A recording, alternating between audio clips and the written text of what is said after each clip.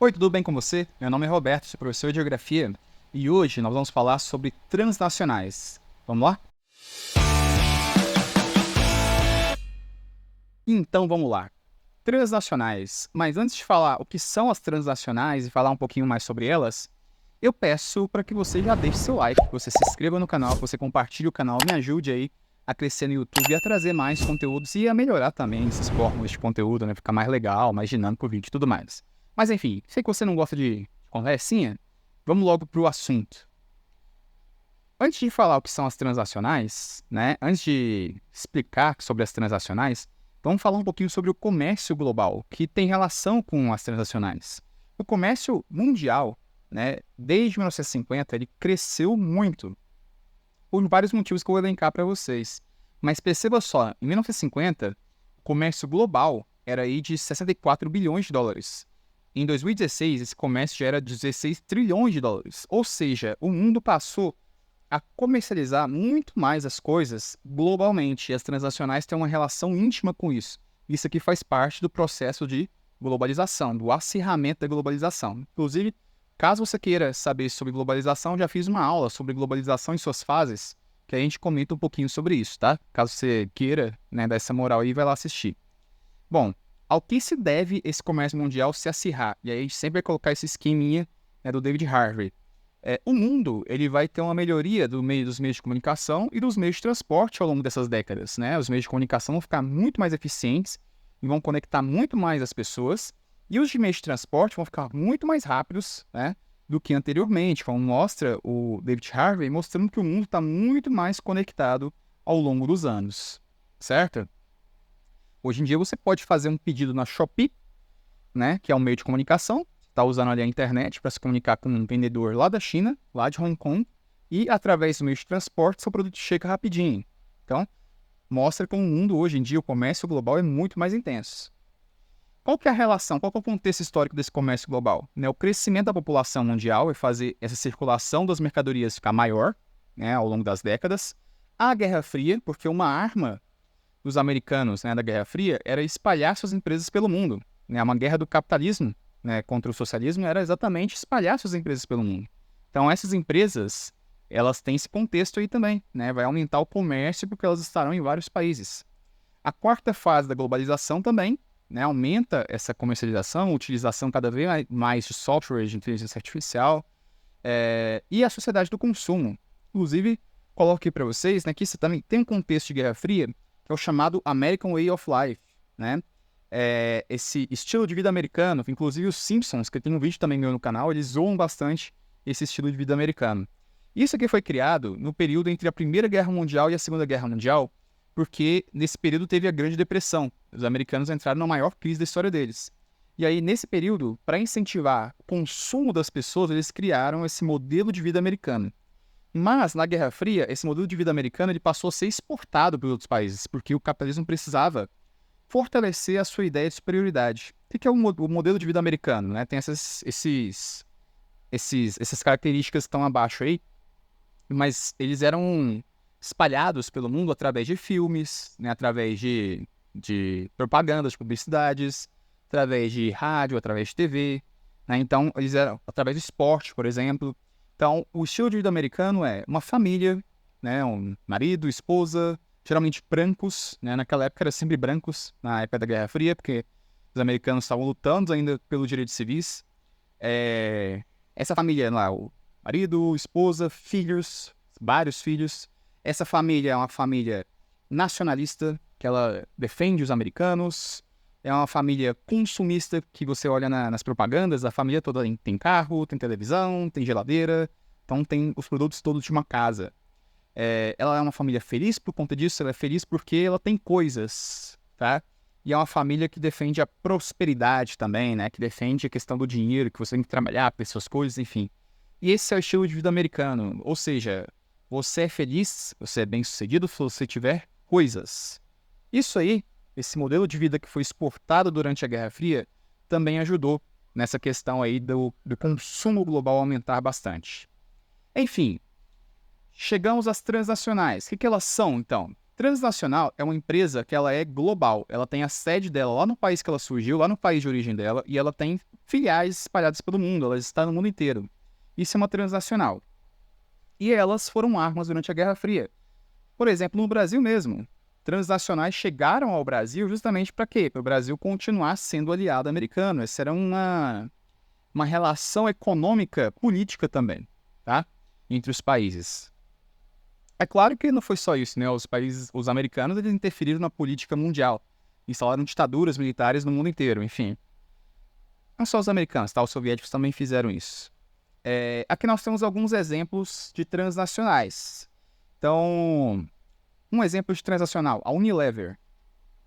A Unilever, ela é uma transnacional que, na verdade, ela é uma holding, é uma empresa que administra várias marcas. Então, perceba só, a Unilever, ela é dona da Dove, da Axe, deixa eu ver se eu consigo enxergar, tá tão pequenininha essas letras aqui, né? Enfim, ela é dona de várias marcas aqui, tá? A Unilever, por exemplo, é uma empresa holandesa. Então, essa holding tem esse conglomerado de marcas, tá? Essa holding tem esse conglomerado de marcas. Eu falei um pouquinho sobre isso no vídeo sobre a terceira revolução industrial, também tá aqui no canal, tá? Essa holding tem esse conglomerado de marcas, é uma empresa transacional, porque ela está em vários países do mundo. Outro exemplo de transacional, a Coca-Cola. Né? A Coca-Cola aqui no Brasil ela tem várias marcas, é marca de refrigerante, marca de água, marca de energético, marca de suco, marca até de calçados. Se você for pesquisar, tem calçado da Coca-Cola. Então, uma transnacional que tem várias marcas dentro dela também. A Coca-Cola é uma empresa americana, é uma empresa californiana. Nós temos, por exemplo, a Nestlé, que é uma empresa suíça, que está no mundo inteiro também. Tem várias marcas a Nestlé. Enfim, essas são as transacionais. Exemplo aqui, ó. Só Cuba e Coreia do Norte não vendem Coca-Cola. Essa notícia é de 2012, tá? É claro que ao longo do tempo vai mudando isso aqui, né? Por exemplo, a Rússia está em guerra com a Ucrânia. A Rússia não está vendendo Coca-Cola nesse momento, porque eles estão em guerra com a Ucrânia apoiada pelos americanos. Então, ao longo do tempo vai mudando isso aí. Mas, em tempos, digamos assim, menos hostis, só Cuba e Coreia do Norte não tinham Coca-Cola. Por quê? Porque os próprios americanos faziam esses embargos aí. Os americanos não permitiam que a Coca-Cola estivesse nesses países. Né? Cuba, por conta da crise dos mísseis lá em 62, né? Que os americanos, através de aviões, tiraram fotografias aéreas em Cuba. Eles viram nessas fotografias que tinham mísseis soviéticos em Cuba. Cuba fica do lado dos americanos. E aí teve um período muito forte ali que a Terceira Guerra Mundial esteve próxima de acontecer. E aí a resolução foi, os soviéticos tiraram os mísseis e os americanos reconheceram Cuba como um país independente e que não poderia ser invadido por eles. Os americanos, por conta disso, né, eles fizeram embargos. Já que eu não posso invadir, eu vou te falir. E fizeram isso. Então, produtos americanos não são mandados para Cuba. E a Coreia do Norte tem um processo parecido, né? A Coreia do Norte, ela foi fundada depois da Segunda Guerra Mundial. Tem um vídeo meu sobre as Coreias aqui também, que fala sobre isso. E a Coreia do Norte, ela meio que ficou ali com os países socialistas. Ficou ali com a União Soviética primeiro, depois ela foi apoiada pela China e virou ali a Coreia do Norte, né? E aí, por conta disso, os americanos também impõem embargos para eles. Transacionais, tem aí uma lista gigantesca de transacionais, tá? Para vocês terem uma ideia. São várias transacionais alemãs, né? Transacionais da Coreia do Sul, dos Estados Unidos, da França, né? Do Japão, Reino Unido, Suíça. Mas o que eu quero mais chamar a atenção aqui das transnacionais é que a maior parte delas tem origem em países centrais, tá? Em países como a da Europa Ocidental, os Estados Unidos, Canadá, Japão, né? Esses são os países onde tem mais transnacionais. País emergente tem? Tem, como por exemplo a Coreia do Sul, o Brasil tem transnacional, mas a maior parte delas e as mais ricas estão em países centrais. Então a riqueza das transnacionais ela é destinada aos países centrais. E isso aí é uma questão importante, porque essas transnacionais, elas assumem a liderança do comércio local. Então, esse dinheiro gerado, boa parte deles sai do país. Então, elas meio que pegam o dinheiro nos países emergentes para os países mais ricos. É uma forma de exploração às transnacionais, né? Uma forma de certa forma, um imperialismo, né, dos países centrais às transnacionais, porque elas são bem mais fortes do que as empresas locais. Né? Fatalmente, uma empresa local, quando ela se destaca muito no mesmo nicho, de uma transnacional muito forte, ela é comprada pela transnacional. Por exemplo, a Garoto, que é uma marca que era brasileira, ela foi comprada pela Nestlé, que é uma marca suíça. A Guaraná Jesus, que é uma marca brasileira, ele foi comprado pela Coca-Cola, que é uma empresa americana. Tá vendo essa relação aí do mercado, né? Então, as transnacionais, elas têm esse poder muito grande, econômico e inclusive político, que eu vou mostrar para vocês agora. Aqui, nesse infográfico, está mostrando, né, as maiores transnacionais do mundo, né? Em primeiro aí, o Walmart dos Estados Unidos. E aí esse esquema está mostrando como as empresas chinesas, né, têm assumido aí um protagonismo nos últimos anos, né? Por quê? Porque a China, o PIB dela está crescendo continuamente maior do que os americanos. Mesmo nos últimos anos, né, o PIB da China não tendo crescido tão forte como ele tinha crescido anteriormente, a China ela está continuamente crescendo mais que os americanos. Então, esse gráfico deve mostrar isso para vocês. Mas as principais transnacionais são transnacionais em países centrais. Importante falar isso aí. Bom, transnacionais e a desconcentração industrial. O que é a desconcentração industrial? As empresas, as indústrias, por conta de vários fatores, elas saem, tiram as suas fábricas do país de origem delas e se espalham pelo mundo, tá? Não é só uma questão da Guerra Fria. Hoje em dia isso continua acontecendo. Por que isso acontece? Primeiro, onde que é mais barato o trabalhador? Dentro dos Estados Unidos ou na China? Na China, o salário lá é bem mais baixo do que dos americanos. A moeda chinesa ela é desvalorizada propositalmente para isso mesmo. Então, uma fábrica como a Apple, para montar o seu smartphone, ela vai montar na China, não vai montar nos Estados Unidos. Porque se ela montasse nos Estados Unidos, o iPhone seria bem mais caro. Então, ela vai aproveitar os salários baixos. Outro motivo, infraestrutura. Tem país que faz toda uma infraestrutura, faz um bairro, uma região, uma cidade só para isso. Como é o caso da China mesmo, ela tem lá suas zonas exclusivas, né, compras exclusivas, que são exatamente para indústrias. O Brasil também tem isso, tem os distritos industriais que são só para indústrias. Então tem toda uma infraestrutura de transportes, né, para facilitar as indústrias, seja de trem, de portos, né, de rodoviários, tem toda uma estrutura fornecida pelo Estado para essas empresas internacionais se localizarem neles. Aí você fala, mas elas não levam dinheiro para fora? Por que os países querem que elas vão para lá? Porque elas geram emprego, elas pagam alguns impostos, né? Então, elas têm essa importância também para o país mais pobre. Outro, benefícios fiscais, né? Alguns países, né, tiram impostos, né, por vários anos para essas empresas virem para eles, né? Legislação flexível, né? Às vezes o país ele não tem umas leis trabalhistas muito fortes. Para quê? Para a indústria ganhar mais dinheiro. Né? Quanto mais leis protegendo o trabalhador, menos dinheiro que essa empresa vai ganhar. Então, quanto mais flexível for as leis, mais dinheiro a empresa vai ganhar. Por outro lado, mais o trabalhador vai ter problemas, né? Vai trabalhar mais, vai ter menos direitos, né? Se ficar doente vai ser demitido, enfim, aqueles problemas todos, né? Essa relação dúbia entre o capitalismo e o trabalhador. Terrenos baratos, né? Onde que é mais barato? Um terreno em um país pequeno, sei lá, como Inglaterra, ou um terreno no Brasil. No Brasil, essa indústria vai achar um terreno mais barato. Então, terrenos mais baratos. A proximidade com o mercado consumidor também é importante. Só a gente lembrar que boa parte da população mundial está lá no leste da Ásia, na parte oriental da Ásia, onde está o Japão, a Indonésia, Paquistão, Índia, né, China. Então, nesse lugar aí é onde está a maior parte da população mundial. Então, é importante para essas indústrias terem suas indústrias por lá também, para ficar mais próxima do mercado consumidor. Então, por isso, essas indústrias se desconcentram, elas saem do país de origem e se espalham pelo mundo. Então, elas não ficam mais concentradas em poucos países, mas sim espalhadas por vários. Aqui nós temos a produção global da Nike, como ela está espalhada pelo mundo inteiro, né? Se você quiser essa experiência, né, se tiver um tênis da Nike, da Adidas, né, a Adidas é uma empresa alemã, a Nike é uma empresa americana. Caso você pegue lá o seu tênis e vá lá na língua do tênis, né, na parte lá onde tem a etiqueta dele, aí você vai lá, made em algum lugar, né? A Nike, por exemplo, ela tem fábricas no Brasil, tem fábrica no Vietnã, fábrica na Indonésia, fábrica na China. Então, o seu tênis pode ter qualquer um desses países lá. Você vai ver que ele não foi fabricado nos Estados Unidos, sim nesses outros países que eu citei aí. Mesma coisa da Adidas, né? É semelhante a dinâmica. Você percebe, né, que a maior parte dos empregos da Nike são no Vietnã, na China, Indonésia, Sri Lanka, Tailândia, Índia. Tá vendo? Então, desconcentração industrial pelas transnacionais.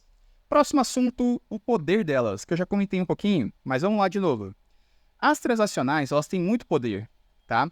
E poder não só econômico, como eu citei agorinha, mas poder político também. Por quê? Por vezes, as transnacionais, elas são mais ricas do que os países. Como você pode ver na imagem, né? A Amazon, mais rica do que Portugal, né? Ou a Apple, que é mais rica que a Bélgica. Ou seja, as transnacionais, por vezes, elas têm mais riqueza, mais dinheiro do que os próprios países que elas estão instaladas. E olha que eu estou colocando países aqui da área central do nosso planeta, hein? Então, as transnacionais, elas têm um poder político muito grande dentro dos países. Exemplo disso prático no Brasil. Essa aí, ó, PL das Fake News, o projeto de lei das Fake News, que é chamadas Big Techs, né, que é, por exemplo, a Google, é a Meta, né, a dona do Instagram, do Facebook, sei lá, o X lá, as empresas do Elon Musk. Essas empresas são as chamadas Big Techs. E elas têm um poder muito grande, né, uma riqueza muito grande e um poder de influência no Brasil. Então, o Brasil, o Estado brasileiro, tentando aprovar uma lei, né, para regular a internet, para regular as redes sociais, e essas empresas não querem essa lei, por quê? Porque essa lei, ela prejudica o fator econômico delas, né, porque ela regula também a questão da publicidade e tudo mais. Então, tem uma série de questões que fazem com que essas empresas não queiram que essa lei seja aprovada.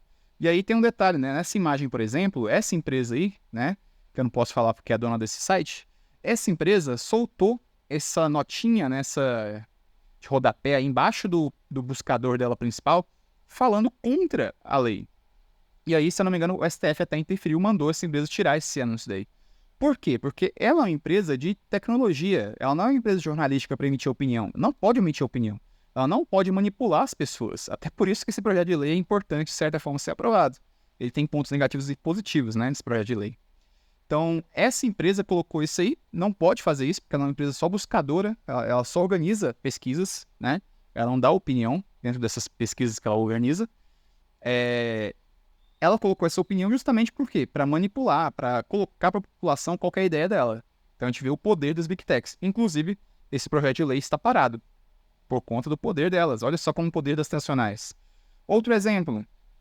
Eu coloquei, né? As Big Techs, né, que elas conseguiram impedir, né, por enquanto. Outro exemplo, as indústrias de armas. Olha só, elas financiaram 21 parlamentares, notícia de 2014. Isso aí aumentou bastante de 2014 para cá, né? Então, elas dão dinheiro nas campanhas, dinheiro legal mesmo. Elas dão dinheiro na campanha do parlamentar.